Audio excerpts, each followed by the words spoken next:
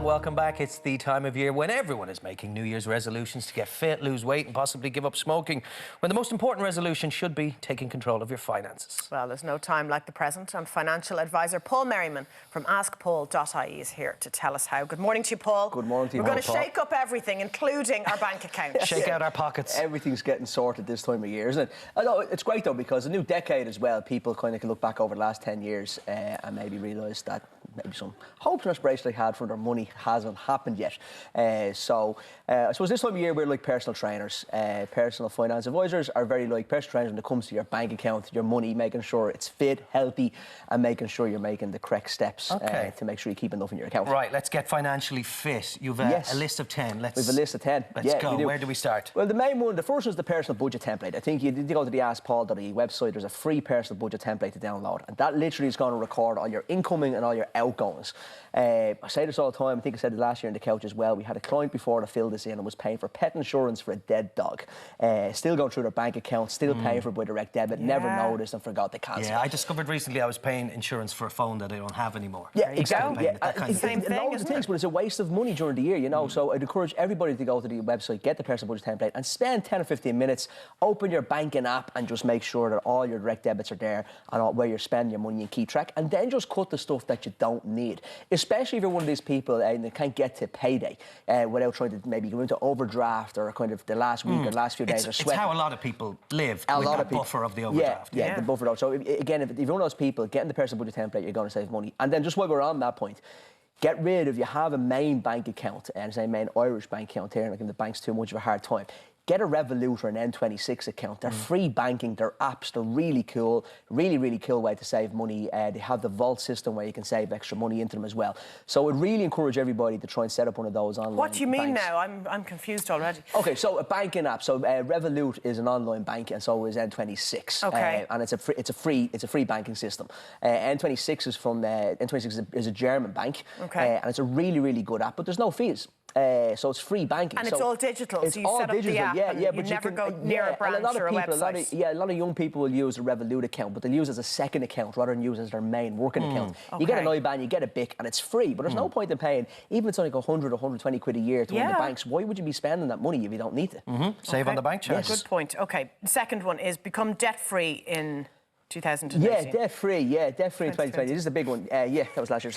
That's a big one. So if you didn't get debt-free last year, if you didn't make it last year, you're going to start this year. Okay. And this is very easy. Now, what I want to say to people, if you're out there and you have debt, talk about small debt like credit card loans, maybe your car loan, personal loans, try and get out of debt as quickly as possible and try and get all your kind of disposable income. So after you've done the personal budget template, have a few quid left over, hope at the end of the month, use that spare cash rather than saving or trying to get an emergency fund up. First thing you should be doing is getting rid of your short-term debt and trying to clear it and trying to stay out of debt as much as possible.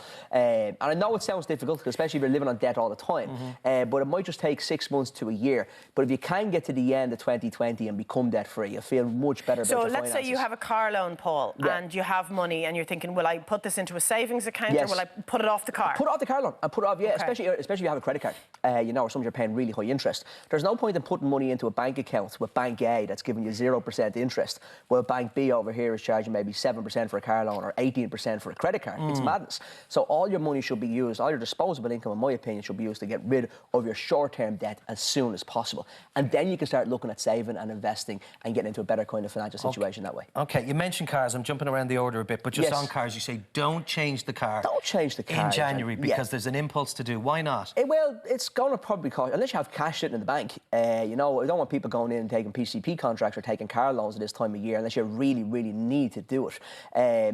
I think what happens as well, let's be honest, the car manufacturers are out there for it. It's a big marketing campaign, you know. They're putting up, you can drive this car from 300 quid. It's all very appealing, isn't it? It's all very appealing this time of year. 300 quid, 400 quid for a new car. It's not 300 quid or 400 quid for a new car.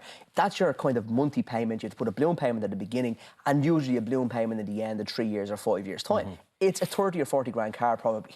You don't get a 30 or 40 grand car for 300 quid a month. Just do the maths, it doesn't work out. So they're very clever advertising. So I'm encouraging people just to take a step back before they go in and sign into any of these contracts, to really think about the implications of that 300 or 400 quid a month leaving your account for 3 or 5 years, and possibly having a 10 or 15 grand balloon payment to actually buy the car at the end of that period. Which catches many people That's the one that catches everybody out. Of course it is, how they end up in trouble. Stop using even the debit cards. Cash is king. Yeah, cash is king. This is one, if you can't get to the end of the month, we sit down with clients all the time, especially for mortgage applications, and they go through the current accounts and they can't believe how much they've spent. They go, I wasn't in that shop. I don't remember spending this. Because it just happened. I call it tap dancing around town with a debit card. And because you can go up to 30 quid without even putting your PIN number in, but they just forget how you're spending. So if you can take cash out at the beginning of the week, 50 quid, 100 quid, keep in your purse or your wallet, you're going to have a tangible asset, something that you can see, and when you're spending, when you open your wallet or your purse on a Wednesday and that 100 quid's gone, you're going to get a shock. It's actually gone. Yeah, it's gone. It usually takes 5 or 6 weeks to get into the habit. You should have maybe that 20 or 30 quid left at the end of the week, and you can roll it into the following week. That's how you end up being good with actually having cash rather than using the debit card everywhere. And that will really help. It's too easy, isn't it? It's too easy. Free money almost. I was actually speaking at an event yesterday, I said this to the audience. The money is really hard to come by. You have to exchange, obviously, your time and your effort. You get up on a Monday morning, go to work, weekend work. And it's really hard to accumulate money into your bank account, but it's very easy to let it go. It's so easy to get rid of it. So it's just trying to change your mind focus around that and trying to keep it in your account. You don't have to, you know, your pay slip when it comes in. It's not a challenge to spend every penny by the end of the month. Really? You can't keep some. Great stuff, Paul. Thank you very much. As tricky as it is, we didn't get near the end of the list, but there's all sorts of... They're all going to be on the website, askpaul.ie, and on social media. I'll pump them out through the social media channels as well. We'll certainly have a look and make a better effort for 2020. Thank you, Paul. Thank you.